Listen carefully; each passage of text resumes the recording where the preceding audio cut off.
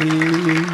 कांदा मुळा भाजी अवघी विठाई माझी, लसूण मिरची कोथिंबिरी अवघा झाला माझा हरी, मोठ नाडा विहीर दोरी अवघी व्यापिली पंढरी, सावधाने केला मळा विठ्ठल पायी गोविला गळा. त्यांचं शेत म्हणजेच त्यांचं पंढरपूर होतं. त्यांनी त्यांचं काम प्रामाणिकपणे केलं. जीवनामध्ये प्रामाणिकपणा फार महत्वाचा आहे. म्हणून तुकोबाराय म्हणतात, माझ्या वडिलांची मिरासिगा देवा तुझी चरण सेवा पांडुरंगा. माझ्या पूर्वजांनी माझ्या वडिलांनी तुझ्या चरणाची सेवा केली. तुझ्या चरणाची सेवा करता करता माझ्या पूर्वजांनी काय केलं, तुझ्या नावाचा उपवास सुद्धा केला.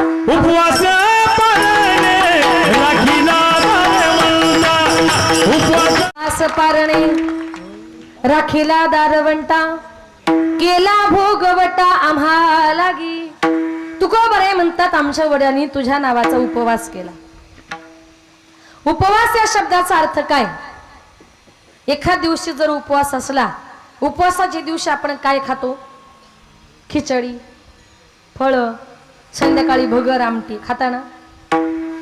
म्हणजे आपण उपवासाच्या दिवशी बरं का, उपवासाच्या दिवशी उपवासच करायचा असतो. पण आपली गंमत अशी आहे, इतर दिवशी आपण जितकं खात नाही ना तेवढं उपवासाच्या दिवशी खातो. लोक म्हणतात तुला उपवास आहे, एवढं ग्लास भरून दूध घे. मागून म्हणतात एखाद्या ऍपल तरी, मग एखादी केळी तरी, मग दुपारी खिचडी तरी, संध्याकाळी परत दूध, रात्री परत भगर आमटी, झोपताना परत ऍपल. एवढं आपण रोज तरी खातो का? आणि लोक म्हणतात माझा उपवास आहे. याला कुठं उपवास म्हणतात का हो? खऱ्या उपवासाचा अर्थ काय? उप म्हणजे परमात्मा आणि वास म्हणजे सानिध्य. ज्या देवाचा आपण उपवास केलाय ना, त्या देवाच्या सानिध्यामध्ये रात्रंदिवस राहणं त्याला उपवास असं म्हणतात. विठ्ठलाचा उपवास केलाय ना, विठ्ठलाच्या जवळ बसा, त्याचं विठ्ठल विठ्ठल असं चिंतन करा. म्हणून एकादशीच्या दिवशी आपण भजन करतो आणि हरिदिनी जागर करतो. का तर जेवढ्या वेळ आपण त्याचं भजन करू तेवढा आपला उपवास घडतो. खाणं म्हणजे उपवास नाही, जितका वेळ आपण त्याचं चिंतन करतोय तो उपवास खऱ्या अर्थाने आहे. आणि हे उपवास आमच्या पूर्वजांनी केले. तुझ्या नावाचा उपवास केला, नवे नवे राखेला दारवंटा. तुझ्या दाराचं आमच्या पूर्वजांनी रक्षण सुद्धा केलं. हे उपवास माझ्या संत महात्म्यांना अपेक्षित आहे. म्हणून संतांनी सांगितलेल्या मार्गाने जा. काही काही लोक जीवनामध्ये कधीच कोणाचं ऐकत नाही. बघा, एका गावात एक सासूबाई सकाळी सकाळी देवपूजा करत होती आणि तिची सुनबाई तिकडे स्वयंपाक करत होती. आता सासूबाईची देवपूजा करून झाली. देवपूजा करून झाल्यानंतर देव्हाऱ्यामध्ये वाजवतात, तिला काय म्हणतात? महिला मंडळ घंटी. घंटी. त्यांचा देव्हारा मोठा असल्यामुळे त्यांच्या देव्हाऱ्यात घंटी नव्हती, तर चांगला मोठा घंटाच होता. सासूबाईची देवपूजा करून झाली. सासूबाई घरामध्ये इकडे तिकडे घंटा शोधू लागली. सासूबाईला घंटा काही मिळेना. तिने आवाज दिला, सुनबाई अगं देव्हाऱ्यातला घंटा कुठे बघितला का? थांबा म्हटली. आत्याबाई 2च मिनिटात आले. ती सुनबाई पळत पळत आली, सासूच्या हातामध्ये घंटा दिला. सासूने घंटा हातामध्ये घेतला. बघते तर काय, घंटा बर्फासारखा थंडगार पडलेला. सासू म्हणते, सुनबाई अगं घंटा कुठे ठेवला होता? म्हटली आत्याबाई आवाज सकाळपासून फ्रीज मध्येच होता. अगं घंट्याची जागा देव्हाऱ्यात असं का फ्रीज मध्ये? गप असं म्हटली आत्याबाई, तुम्हाला काही कळत नाही आणि मध्ये मध्ये तोंड घातल्याशिवाय राहत नाही. ती म्हटली कसं आहे ना आत्याबाई, मी सकाळी सकाळी उठले, मला एक नवीन भाजी करायची होती. त्या भाजीची रेसिपी मी युट्यूबला बघत होते आणि त्या भाजी करणाऱ्या माणसाने असं सांगितलंय, कांदा लसूणची पेस्ट करा आणि एक घंटा फ्रीज मध्ये ठेवा. म्हणून कांदा लसूणच्या बरोबर घंटा सुद्धा. आता तिला काही त्या घंट्याला फोडणी द्यायची होती, पण तिला माहित नव्हतं हिंदीतून तासाला घंटा म्हणतात ते. एका गावात एक सुनबाई आपल्या सासूला सारखी घरात घ्यायची बाहेर काढायची, घरात घ्यायची बाहेर काढायची. सकाळपासून दुपारपर्यंत तिचा तेवढाच उपक्रम चालू. एक मातृभक्त गेल्या म्हटला, बाई अहो सकाळपासून मी तुमची गंमत बघतोय, तुम्ही तुमच्या सासूला घरात घेता बाहेर काढता, घरात घेता बाहेर काढता, नेमकं तुमचं चाललंय तरी काय? तुम्ही किती सासूचे हाल करता? ती म्हटली, दादा तुमचा काहीतरी गैरसमज झाला, मी अजिबात सासूचे हाल करत नाही, मी सकाळपासून व्यायाम करते, व्यायाम. तो म्हटला, असं सासूला आत बाहेर काढून कुणी व्यायाम करतं का? ती म्हटली, दादा तुम्हाला खरं प्रामाणिकपणे सांगते, मी सकाळी उठले का टीव्हीला पहिले रामदेव बाबांचे योगासन लावते आणि त्याच्यात रामदेव बाबांनी असं सांगितलंय, सास को अंदर ले लो सास को बाहेर छोडो, सास को अंदर ले लो सास को बाहेर छोडो. आता रामदेव बाबा काय म्हणतात, सासूला आत घ्या बाहेर काढा. ते म्हणतात बाबांना श्वास घ्या श्वास सोडा. आपण त्याचा गैरअर्थ करतोय, त्याला रामदेव बाबा तरी काय करतील.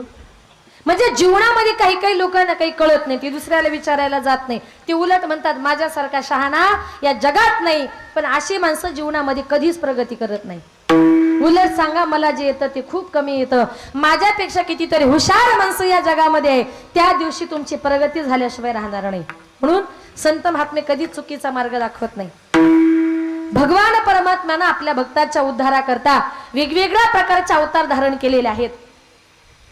ज्या वेळेला कलियुगामध्ये भगवान महादेवांचा अवतार झाला त्यावेळेला या पृथ्वी तलावावर अनेक प्रकारचे राक्षस माजलेले होते. ज्या पवित्र हनुमंतरायांच्या मंदिरामध्ये हा नाम सप्ताहाचा कार्यक्रम चालू आहे. बाजूला महादेवांचं मंदिर आहे, त्याच्या बाजूला माझ्या संत सावता महाराजांचे सुद्धा मंदिर आहे. हनुमंतरायांचा अवतार म्हणजे तोही भगवान महादेवांचा अवतार आहे. तुम्ही सांगाल कसं काय? नामदेवरायांचं प्रमाण आहे महारुद्र प्रगटला नामा म्हणे म्या वंदिला. महादेवांचा अवतार आहे, पण आपल्या भक्ताच्या उद्धाराकरता आणि लोकांना भक्तीचा मार्ग दाखवण्याकरता हनुमंतरायांच्या रूपाने आले. काय भक्तीच्या त्या वाटा मज दावाव्या सोबटा. जगाला भक्ती शिकवण्याकरता माझे भगवान महादेव हनुमंतरायांच्या रूपाने आले. मग ज्या वेळेला कलियुगामध्ये भगवान महादेवांचा अवतार झाला त्यावेळी या कलियुगामध्ये अनेक प्रकारचे राक्षस माजलेले होते. आणि त्या राक्षसांचा नायनाट करण्याकरता आमच्या भगवान देवादिदेव महादेवांनी संपूर्ण महाराष्ट्राचं कुलदैवत असणाऱ्या स्वर्ग श्रीखंडोबा देवाचा अवतार घेतला. आणि तो देव आपल्या भक्तासमोर कसा आला? शिवावतारी मार्तंड मल्हारी, शिवावतारी मार्तंड मल्हारी, मनात ठेवून बाणूला त्याच मारून घोड्याला निघाला बाणू सवाऱ्याला, त्याच मारून घोड्याला निघाला बाणू सवाऱ्याला,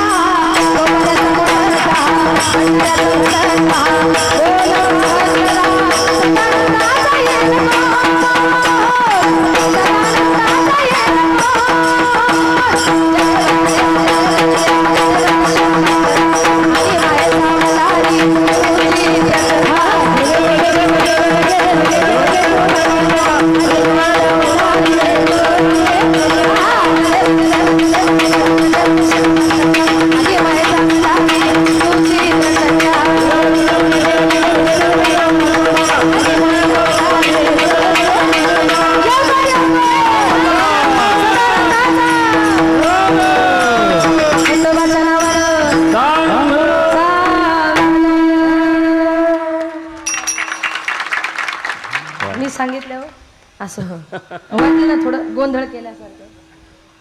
हा अजून म्हटले असे पण नको, एखादीच्या पटकन अंगात यायचं. बायकांच्या लगेच अंगात येतं. असंच एका गावात लोक म्हटले ताई अजून म्हणा अजून म्हणा. मी म्हटले आणि तिकडून अशी जगदंबा धावत आली. म्हटलं मावशी थांबा. येऊन डायरेक्ट स्टेजवर माझ्या जवळ नाचायला लागली. म्हटलं मावशी थांबा. ती म्हणायची आता काय करावं, सगळं कीर्तन डिस्टर्ब व्हायला लागलं. आणि त्या मावशीच्या कमरेली होती पैशांची पिशवी, मी घेतली काढून. मावशी लागली उड्या मारायला, माझी पिशवी माझी पिशवी. हातात दिली तेव्हा गपकन खाली जाऊन बसली. भगवान परमात्मा आपल्या भक्ताच्या उद्धाराकरता वेगवेगळ्या प्रकारचे अवतार घेतो. उपवास पारणे, राखेला दारवंटा, केला भोगवटा आम्हाला. एक शेवटचा प्रसंग मी तुमच्या समोर मांडते. उदाहरण पाय सुंदर आहे, सगळ्यांनी जरा लक्षपूर्वक ऐका. का ज्या वेळेला पंढरपूरच्या आषाढीची वारी जवळ आली होती, सगळे वारकरी मुक्काम दर मुक्काम करत करत पंढरपूरच्या वाटेनं निघालेले होते. देहूच्या जवळ पालख्या आलेल्या होत्या, दिंड्या आलेल्या होत्या. माझ्या जगद्गुरु तुकोबारायांच्या अंगामध्ये ताप भरला होता.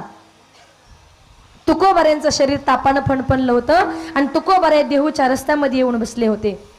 मंबाजी बुवा तिथून चाललेले होते. मंबाजी बुवानी तुकाराम महाराजांकडे बघितलं, सांगितलं तुकाराम महाराज अहो अंगामध्ये ताप भरलाय, शरीर तापानं फणफणलंय, रस्त्यामध्ये कशा करता बसलात? तुकोबारायांनी सांगितलं रस्त्यामध्ये एकाच गोष्टी करता बसलोय. कही येती वारकरी वाट पाहतो तोवरी, घालून या दंडवत पुसेन निरोपाची बात. माझे वारकरी कधी येतील त्यांना मी दंडवत कधी घालेल आणि माझा निरोप मी माझ्या पांडुरंग परमात्म्याला कधी सांगेल, याच्या करता मी रस्त्यामध्ये बसलो. ऐके नाही मात कोणा मुखे आईसी, ऐके नाही मात मुखे आईसी, ऐके नाही मात कोणा मुखे आईसी, ऐके नाही मात. चाल तुझ पंढरीनाथ बोलावितो, चाल तुझ पंढरीनाथ बोलावितो, चाल तुझ पंढरीनाथ बोलावितो. कोणा मुखे आईची ऐके नाही मात, कोणा मुखे आईची ऐके नाही मात.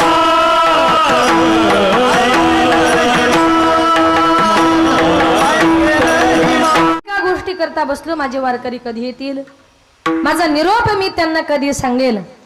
ज्या लोकांचा पंढरपुराशी काही संबंध नाही अशा येणाऱ्या जाणाऱ्या प्रत्येक वारकऱ्याला तुकोबाराय सांगायचे, आलिया गेलिया हाती लाडी निरोप,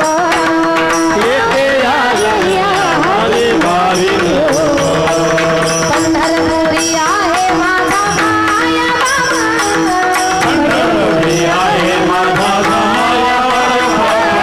येई हो विठ्ठले माझे माऊली,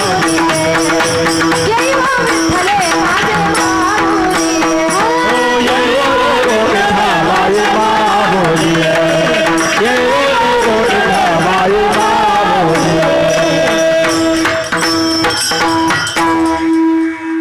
ज्या लोकांचा पंढरपुराशी काही संबंध नाही प्रत्येकाला तुकोबाराय विनवायचे, बाबांनो पंढरपूरला चाललात का देवाला माझा निरोप सांगा.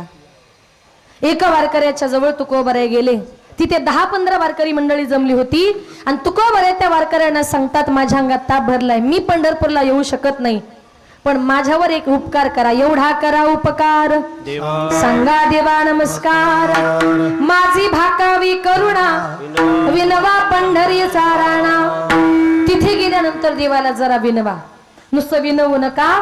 पंढरपूरला गेल्यानंतर जरा माझी आठवण काढा आणि त्या देवाला मला घ्यायला पाठवा. तुका म्हणे मजा आठवा, मूळ लवकरी पाठवा. वारकरी देहूतून निघाले, पुढे गेले. तुकोबाराय मात्र देहू मध्ये होते. तुकोबाराय म्हणतात वारकरी पुढे निघून गेल्यानंतर माझी अवस्था अशी झाली, पाण्यातून जर मासा बाहेर काढला तर तो मासा तडफडून तडफडून मळतो. जीवना वेगळी मासोळी तैसा तुका तळमळी. पाण्याशिवाय जसा मासा जगू शकत नाही ना, तसे आम्ही विठ्ठलाचे भक्त त्या विठ्ठलाशिवाय जगू शकत नाही. तुकोबाराय म्हणतात, माशाचं पटत नसेल तर थोडस संसारातलं सोपं करून सांगतो की ज्याप्रमाणे एखादी नवीन मुलगी लग्न करून सासरी जायला निघते. मुलगी सासरी जायला निघाल्यानंतर तिची अवस्था, कन्या सासुरासी जाये मागे पर कोणी पाहे, मागे पर कोणी पाहे, मागे पर कोणी पाहे, तैसे झाले माझा जीवा, तैसे झाले माझा जीवा. एखादी मुलगी लग्न करून चालल्यानंतर मुलीचे पाय चालतात सासरकडे, पण मान वळून वळून ती माहेराला बघते. तशी तुकोबाराय म्हणतात, माझी अवस्था झाली. वारकरी पंढरपूरला गेले, चंद्रभागेचं स्नान केलं, बारीला लागला. एका वारकऱ्यानं दर्शन घेतलं, सांगितलं, पांडुरंगा. सगळे वारकरी पंढरपूरला आलेत, पण तुकाराम महाराज मात्र पंढरपूरला आले नाही. त्यांच्या अंगात ताप भरलाय. तुकोबारायांच्या अंगात ताप भरलाय हे वाक्य ऐकल्याबरोबर देवाच्या अंगात सुद्धा फणफणा ताप भरला. देवाच्या सर्वांगातून घाम वाहू लागला आणि देव विटेवर थरथरा कापू लागले. रुक्मिणी माता धावत आल्या, काय झालं देवा? अचानक अंगामध्ये ताप भरलाय. देवानं सांगितलं, रुक्मिणी, सगळे वारकरी पंढरपूरला आलेत, पण माझा तुकाराम मात्र पंढरपूरला आला नाही. मला आत्ताच्या आत्ता देवाला जावं लागेल. रुक्मिणी माता म्हटली, देवा वेड्यासारखं काय करता?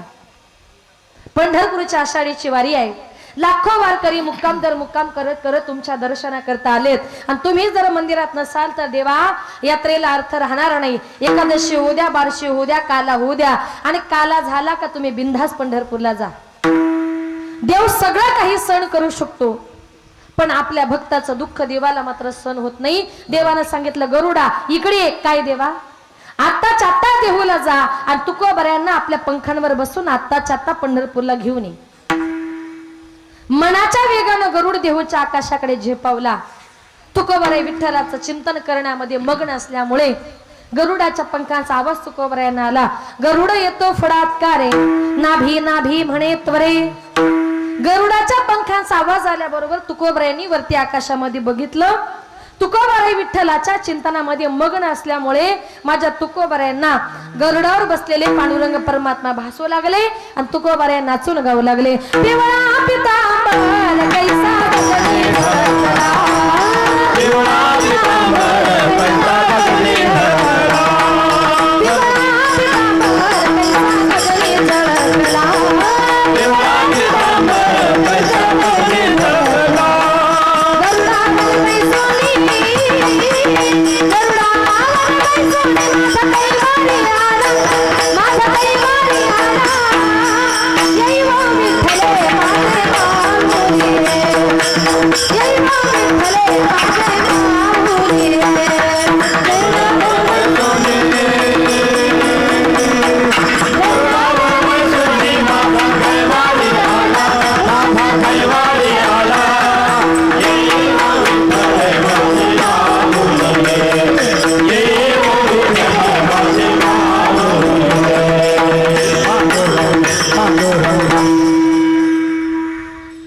पितांबर कैसा गगनी झळकला. तुकोबारायांना वाटलं, बरं झालं पांडुरंग परमात्मा मला भेटायला आले. गरुड खाली उतरला, तुकोबारायांच्या जवळ आला. तुकोबाराय भानावर आले. बघतात तर काही गरुड एकटाच होता. तुकोबाराय त्या गरुडाच्या चरणावर आपलं मस्तक ठेवतात. गरुडाचे पायी, गरुडाचे पायी, गरुडाचे पायी, ठेवी वेळोवेळा डोई, वेगी आणावा तो हरी, आणावा तो हरी, वेगी आणावा तो हरी, मज बिनाती उद्धरी, वेगी आणावा तो हरी, आणावा तो हरी. गरुडा एकटाच आलास का रे? म्हटले हो. माझ्या देवाला का नाही आणलं? त्याच्याच करता आलोय. देवानच मला पाठवली. तुकोबाराया, तुमच्या अंगात ताप भरलाय ना, तुम्ही पायी वारी करू शकत नाही ना, माझ्या पंखांवर बसा आणि पंढरपूरला चला. तुकोबाराय म्हटले, नाही गरुडा, तुझ्या शरीराला स्पर्श करण्याचा अधिकार माझ्या पांडुरंगाला आहे. मी तुझ्या पाठीवर बसून अजिबात पंढरपूरला येणार नाही. तू आत्ताच्या आत्ता पंढरपूरला जा आणि देवाला सांग तुकाराम महाराज पंढरपूरला येत नाही, तुम्हालाच भेटण्याकरता देहूला बोलवलं. किती मोठा अधिकार असेल. आपण सांगू का देवाला आमच्या घरी या, आम्ही येत नाही यावर्षी. गरुड गेल्याबरोबर देव धावत धावत पुढे आले. गरुडा काय रे कुठे? तुकोबर आहे. नाही आले. विनंती करायची, खूप विनंती केली, पण तुकोबर आहे माझ्या पाठीवर बसायला तयार नाही. कशी तरी एकादशी झाली, बारशी झाली, काला झाला. काल्याच्या दिवशी संध्याकाळी देव पण देहूमध्ये हजर झाले. देहूमध्ये हजर झाले, तुकोबाऱ्यांच्या समोर जाऊन उभे राहिले. आणि तुकोबाऱ्यांच्या समोर जाऊन देव उभे राहिल्यानंतर देव समोर आले आणि तुकोबाऱ्यांनी मान खाली घातली. देवा म्हणतात, तुकारामा कसं काय वाटते? बरं वाटतं का? अंगातला ताप गेला का? तुकोबाऱ्या देवाशी एकही शब्द बोलायला तयार नाही. देव म्हणतात, तुकारामा तुमच्या अंगात ताप भरलाय. 3 दिवसापासून मला माहिती पडलंय विटेवरचे भोग मला गोड लागत नव्हते, म्हणून गरुडाला तुम्हाला घ्यायला पाठवलं, पण तुम्ही आला नाही. तुकोबारा याच्यामध्ये माझी चुकी काय हो? एकदा तरी माझ्या तोंडाकडे बघावं. तुकोबारा म्हटले, नाही देवा, आज तुमच्या तोंडाकडे बघायची मला लाज वाटते, कारण देवा तूच सांगितलंय माझे भक्त वर्षभर पंढरपूरला नाही आले तरी चालतील, पण आषाढी कार्तिकी विसरून कामज संगत से गुज पांडुरंगा. देवा माझ्या 8 पिढ्यांची वंश परंपरेची सगळ्यात मोठी म्हणजे आषाढीची वारी आज तू चुकवलीस. तुझ्यामुळे माझ्या अंगात ताप भरला, मी पंढरपूरला येऊ शकलो नाही, माझी वारी चुकली ना, याच्यामध्ये लाज माझी गेली नाही. वंश परंपरा दासमी अंकिता. आपण शेवटी बहिरवी घेवा. तुका मोकलिता लाज कोणा विठोबा.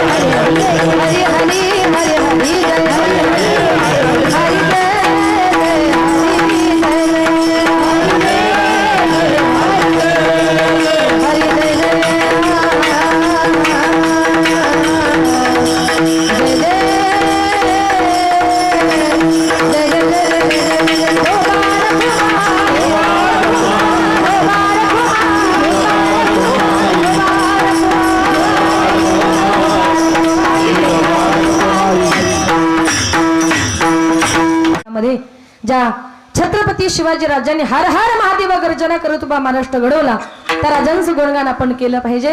एका माणसाने मला प्रश्न विचारला, ताई तुम्ही राजे राजे म्हणता, तुमचे राजे नेमके होते तरी कोण? देव होते का? तर नीट आहे का? छत्रपती शिवाजी राजे नेमके होते तरी कोण? थोडा इको द्या.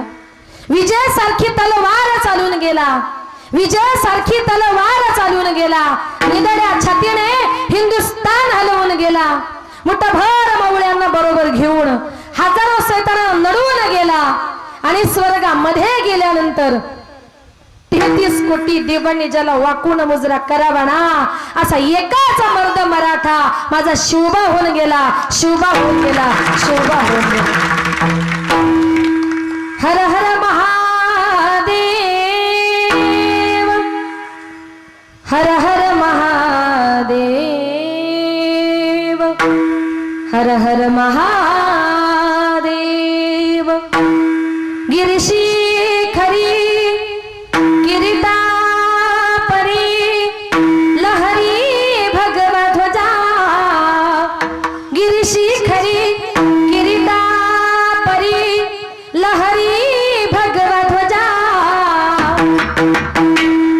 उगवला तारा तिमिर हरा करता शिवाजी राजा, उगवला तारा तिमिर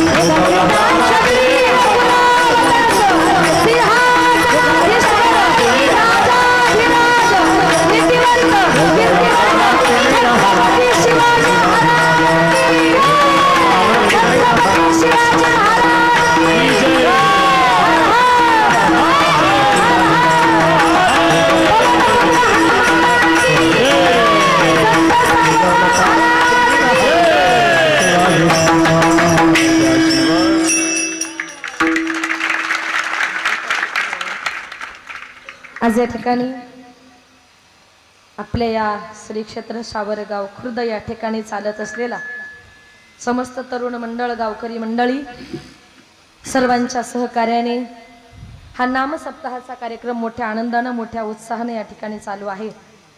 अखंड हरिनाम सप्ताह तसे श्रीमद भागवत कथा ज्ञानयज्ञ आणि भव्य ज्ञानेश्वरी पारायण सोहळा मोठ्या आनंदानं, मोठ्या उत्साहानं हा नाम सप्ताहाचा कार्यक्रम इथे चालू आहे.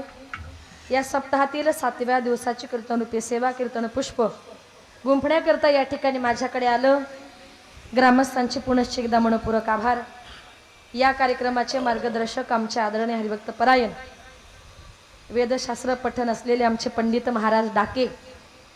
मगाशी आल्याबरोबर अर्धा तास खूप आमच्या छान गप्पा झाल्या, कारण मी 6:15लाच आले होते आणि आल्याबरोबर 100 लोक मला भेटून गेली. इको कमी करा. खरंच विठ्ठल महाराज मला इतकं बरं वाटलं की एवढ्या लांबून आम्ही कीर्तना करता येतो. काहीच अपेक्षित नसतं, तुमचे फक्त 2 प्रेमाचे गोड शब्द, कारण आम्ही तुमच्या करता येतोय आणि आम्ही आल्यानंतर एवढी लोक येऊन गेली. मला खूप आनंद वाटला. खूप चांगली माणसं आहेत तुमच्या गावातली, परिसरातली अतिशय प्रेमळ माणसं आहेत आणि आनंद वाटला. आल्याबरोबर आम्ही मानवतमध्येच त्या इकडे गावाकडे टर्न घ्यायचं, तिथे एक बदामाच्या झाडाखाली एक ते पाणीपुरीवाला, एक पानटपरीवाला आहे, त्यांनी तिथेच गाडी ओळखली आणि गावात फोन केले, ताई म्हटले पाणीपुरी खातायत. म्हणजे आणि अगदी तिथे आम्ही पाणीपुरी खात होतो. मी नाही खाल्ली, घशामुळे मी खात नाही, माझ्या मिस्टरांनी नीच खाल्ली. पण त्या पाणीपुरीवाल्यांनी आम्ही पाणीपुरी खाली, दक्षिणा त्यांनी 50 रुपये दिली. किती मोठा भाव आहे. काय याला भाव म्हणतात नाही का, मनातला भाव असतो. खूप चांगली माणसं आहात, खूप प्रेमळ माणसं आहात. मला खूप बरं वाटलं तुमच्या परिसरामध्ये येऊन. हा कार्यक्रम या ठिकाणी माझ्याकडे आला आणि तुम्ही सगळी माणसं आता एवढ्या लांबून येतो ते आम्ही फक्त यूट्यूबच्या माध्यमातून तुम्ही सगळी माणसं आम्हाला बघतात. आल्याबरोबर 100 महिला येऊन गेल्या असेल. म्हटल्या ताई तुम्हाला यूट्यूबवरच बघतोय, पण आज प्रत्यक्ष बघण्याचा योग आला. म्हणजे एवढ्या लांबून तुमच्या गावकरी मंडळींनी या ठिकाणी आणलं. ग्रामस्थांचं जरा टाळ्या वाजवून जोरदार स्वागत करूया, कारण हा एवढा प्रवास म्हणजे काही जवळचा नाही. मुंबईवरून या कार्यक्रमाकरता आले. या कीर्तनाकरता ज्यांनी 2 तास गोड अशी मृदुंगाची सेवा दिली ते आदरणीय हरिभक्त परायण नवनाथ महाराज भंडारे अतिशय गोड सेवा दिली. इतका गोड मृदुंग त्यांनी वाजवला, सगळं अक्षरशः 2 तास अंगातून फक्त घामच निघत होता. इतकी गोड सेवा दिली, बोलायला शब्द नाही. जोरदार टाळ्या वाजवा. खूप गोड महाराज. हा, ज्यांनी गोड असं गायनाचं काम केलं ते आदरणीय हरिभक्त परायण पंढरीनाथ महाराज कदम. मला वाटतं मेहकरला होते का तुम्ही? आपण ते पुण्यात गवारेवाडीला. हा, पुण्यात होते, बरोबर. महाराष्ट्रात त्यांचं खूप मोठं नाव आहे. कदम महाराज म्हटलं, मला पत्रिका वाचल्याबरोबर आनंद वाटला. म्हटलं महाराज आहे, टेन्शन नाही. बाजूला बोबडे महाराज, सोपान काका नाही का, काय बोबडे, काय गायन आहे हो त्यांचं. अतिशय गोड गायन केलं दोघांनी. खरंच माझं मन तृप्त झालं नाही का. दोघांचंही जरा टाळ्या वाजवून स्वागत करूया. बाकीची सगळी टाळकरी मंडळी, वारकरी मंडळी, महाराज मंडळी, माझी विद्यार्थिनी भूमिताई पाटील, युवा कीर्तनकार, तिनेही अतिशय गोड गायन केलं. भिवंडीला माझी मुलींची वारकरी शिक्षण संस्था आहे. महाराज जशी मुलं सांभाळतात तशी मी सुद्धा मुली सांभाळते. माझ्याकडे आता यावर्षी 40-50 ॲडमिशन आहेत. फक्त मुलीच आहेत, दुसरं नाही. फक्त मुलींना आपल्यासारखं काहीतरी परमार्थाकडे आणण्याचा प्रयत्न आहे. आमच्या महाराजांनी सुद्धा ही सुंदर मुलं घडवली. ही टाळकरी मुलं इतके गोड नाचत होते. नाचू कीर्तनाच्या रंगी, ज्ञानदीप लावू जगे. त्या सगळ्या टाळकऱ्यांचं, त्या लहान मुलांचं जरा टाळ्या वाजवून स्वागत करा. धन्य माता पिता तयाचे. महाराज तर आपल्या गावातलेच आहे, गावाचं तर भूषणच आहे. आणि आमचा आवाज तुमच्यापर्यंत ज्यांनी सुंदर गोड पोचवला, स्वराज साऊ सिस्टीम आपल्या गावातलीच आहे. अतिशय गोड सिस्टीम दिले दादा, तुमचंही या ठिकाणी मनपूर्वक आभार. तुम्ही सगळा श्रोतवर्ग, परमेश्वर महाराज गव्हाणे कुठे येते, मृदुंगाचार्य. हा, मला मगाशी कल्पना दिली का आमच्याच गावातले ते आहेत का, अतिशय गोड मृदुंग वाजवतात. महाराज तुमचं या ठिकाणी मनपूर्वक आभार. मागे असल्यामुळे लक्षात आलं नाही. आणि तुम्ही सगळा श्रोतवर्ग, माझ्या सगळ्या माता भगिनी पाठीमागे बसलेले, इकडे असलेले सगळे पुरुष वर्ग, समोर बसलेले, आजूबाजूला बसलेले सगळी श्रोतवर्ग, आपल्या सर्वांचं या ठिकाणी मनपूर्वक आभार. समोर बसलेले वारकरी साम्राज्यातील वारकरी मंडळी, महाराज मंडळी, आता तुमच्या गावात म्हणजे भागात माझं पहिलंच कीर्तन असल्यामुळे मला काही कोणाचा परिचय नाही, म्हणून सगळ्यांचं नाव घेतलं असं समजा. आपण सर्वजण आलात, या कार्यक्रमाची शोभा वाढवली आणि प्रत्येकाच्या चेहऱ्यावर कीर्तन सुरू झाल्यापासून जो आनंद, जो उत्साह आहे तो अजूनही तसाच आहे. म्हणजे तुमच्या सगळ्यांकडे बघून मला असं वाटतं का अजून जरी 2 तास कीर्तन केलं तरी कुणालाही झोप लागणार? करायचं मग? आहे तयारी? नक्की पुढच्या वर्षी. सगळ्या श्रोतवर्गाचा मनपूर्वक आभार. आमचे आदरणीय हरिभक्तपरायण विठ्ठल महाराज त्यांच्या कॉन्टॅक्टच्या माध्यमातून या ठिकाणी आल्याबरोबर त्यांच्याच घरी आमचा भोजनाचा आस्वाद घेतला. त्यांचा मुलगा, त्यांचा परिवार खूप चांगला आहे. मनापासून सगळ्यांनी आमची सेवा केली आणि संपूर्ण गावाला ज्यांचं अन्नदान होतं ते संजू भाऊ राठोड घाटूळ, बरं, सगळ्या गावाला त्यांचं अन्नदान होतं. त्यांचाही खूप आग्रह होता की ताई आमच्या घरी या. तुम्ही पंचपदी सुरू केली, त्यांनी आम्हाला तिकडे घरी नेलं म्हणून ते 2 अभंग एक्स्ट्रा झाले. ते म्हटले आमच्या घरी आल्याशिवाय पुढे जायचंच नाही. त्यांचं अन्नदान होतं आणि इतकी स्वागताची छान तयारी केली होती बरं का, खूप गोड बरं का. म्हणून संजू भाऊ त्यांचंही या ठिकाणी मनपूर्वक आभार मानते. अन्नदाता सुखी भव, त्यांचंही मनपूर्वक आभार. माझे पती श्री प्रकाश पांडुरंग पाटील ते देखील या ठिकाणी उपस्थित आहे. त्यांचे साथ आहे म्हणून इथपर्यंत आले. बघू नका गाडीत झोपलेत. बाया लगेच बघतात कुठे बाईचा नवरा. आ बरं बरं, आमचे उद्धव महाराज महिन्यापासून दाखवत होते ह्या ताई येणार आहेत युट्यूबवर. असो दादा, तुमचंही या ठिकाणी मनपूर्वक आभार. माझ्या मिस्टरांची साथ आहे म्हणून इथपर्यंत आले. माझ्या मिस्टरांचे आभार. आणि माझे मिस्टर बरं का विठ्ठल महाराज, आमचं भिवंडी तालुक्यात ठाणे जिल्ह्यात वडूनवघर गाव आहे. त्या गावचे माझे मिस्टर 2 टर्मला सरपंच होते कंटिन्यू. ते राजकारणात आहे, मी परमार्थात आहे, पण साथ देतात हे फार महत्वाचं आहे. म्हणून माझ्या मिस्टरांचेही मनपूर्वक आभार. बोलताना काही चुकलं असेल तर क्षमस्व. कीर्तनातून जे चांगलं वाटलं असेल तेच नेण्याचा प्रयत्न करा. एका गावात म्हटलं चांगलं आहे ते घेऊन जा, एक जण साऊंडच घेऊन गेला, असं काही करू नका. एका बाईनं माझ्या समोर माझी चप्पल उचलली, म्हटली का हो? ती म्हटली तुम्हीच म्हटले चांगले येते ना कीर्तनातून, मग तुमची चप्पल जरा चांगली वाटली, पण कृपया करून दुसऱ्याची चप्पल कितीही जरी चांगली वाटली, दुसऱ्याचं दलिंदर आपल्या घरी घेऊन जायचं. हे सगळं कशा करता सांगितलं माहितीये? तनरोजी चप्पल असो. यूट्यूबच्या माध्यमातून आज हे कीर्तन महाराष्ट्रभर दिसणार आहे. त्या दादांनी मला दुपारीच फोन केला की ताई महाराज लोक शक्यतो शूटिंग करू देत नाही, पण तुम्ही देणार का? म्हटलं तुमच्या परिसरात पहिल्यांदाच आले नाही का, सावरगाव तालुका मानवत जिल्हा परभणी. म्हटलं असू द्या, करा, हरकत नाही. दादा तुमचाही या ठिकाणी मनपूर्वक आभार. फक्त चांगला कार्यक्रम दाखवा. आणि बोलताना जर काही चुकलं असेल परत एकदा क्षमस्व. झालेली सेवा हनुमंतरायांच्या, संत सावता महाराजांच्या, विठ्ठल रुक्मिणीच्या चरणी समर्पित करून सेवेला पूर्ण विराम. ज्ञानेश्वरा